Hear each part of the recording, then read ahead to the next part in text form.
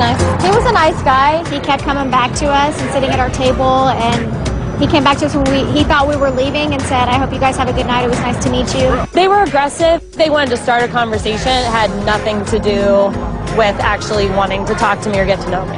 He definitely gave me a couple compliments, acted like he was interested. I would maybe go for him, but he's not usually my typical type. Well, women, maybe you need to watch out. Men are learning specific techniques to, well, some say to meet you, some say to get you into bed. Now, Nick and Scott are two instructors teaching guys how to break the ice, how to connect up with women. Now, some of the techniques are confidence boosting to guys, while other approaches might be seen as lowering the confidence of women. Now, when you walk in to a bar, a social situation, a party, somewhere, what's your attitude? Just to have fun. Usually at bars, I don't have it in my head to meet a guy, because I don't seem to find quality guys at bars. Do you get hit on a lot when you're out socializing and you're not on a date? I actually don't get approached very often, I find. I found that night I got approached more than I usually would. Yeah, how about you? I get approached quite a bit, but it's usually the guys that approach you that you don't want to approach you. Exactly. Because those are the guys that have the nerve to approach you that have nothing good to say. That's very true. I'll get approached by the same thing, not by any guys I usually am interested in. Okay, so what works with you? What does interest you? Oh, somebody that's not drunk if I'm at a bar. You get that? Okay, so you want somebody vertical and not puking. That usually helps. What worked out of these guys that you met in the club? Telling a story, I guess. You guys made up stories to tell. They were based on true stories. Based on the real experiences. That's when we took them off into groups and taught them how to deliver those stories, and in a way that's interesting and attractive. Nick, what would be a really good way that you would approach one of these two? I would probably come in and either ask their opinion on something or just state an observation of something that might be interesting.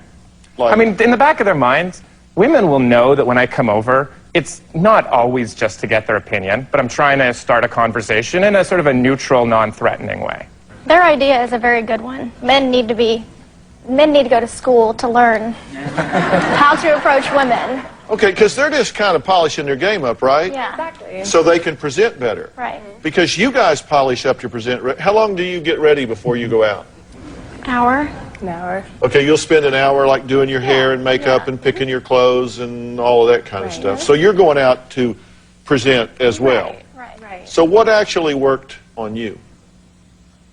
Well, he talked about his our hands, and how our fingers were long and short for a reason. I don't know, that caught my attention. It's a routine that we use to basically, once you open, you have to keep talking at some point. So usually we have observations that we can make that are sort of been tested in work, and then it begins a whole other conversation that makes it seem natural to stay there, even though what you talked about before, the opinion or whatever, ran out.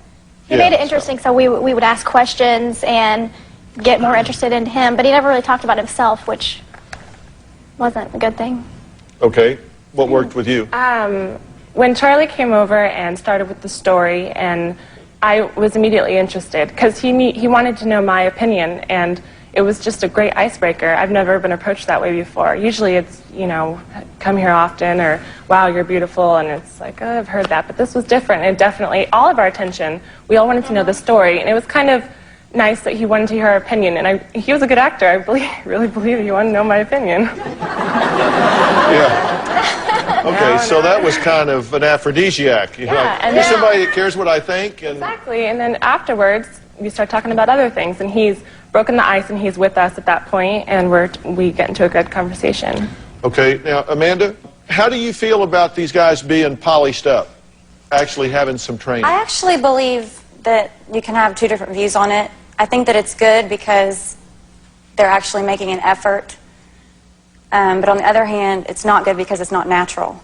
Do you worry sometimes that if there's like a really nice guy that just doesn't have the social skills, that you might miss him? Whereas if he learned how to engage you, you might discover somebody that you would have missed otherwise. Right. Or He's do you trying feel to show tricked? his true self, but he just doesn't know how. You said it's not natural if they're kind of running a routine, or Right. they're running some plays that they've learned that's In some not ways, natural. it might not be natural because it didn't come from them. Someone taught them how to do that.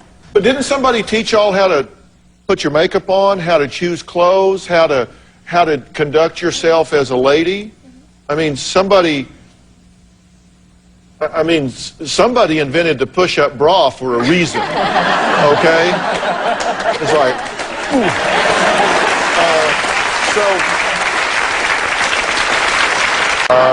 thanks to all my guests today. For more tips on all of this and how you can be aware of what's going on in your social world, go to drphil.com. We'll have some points. Thanks a lot.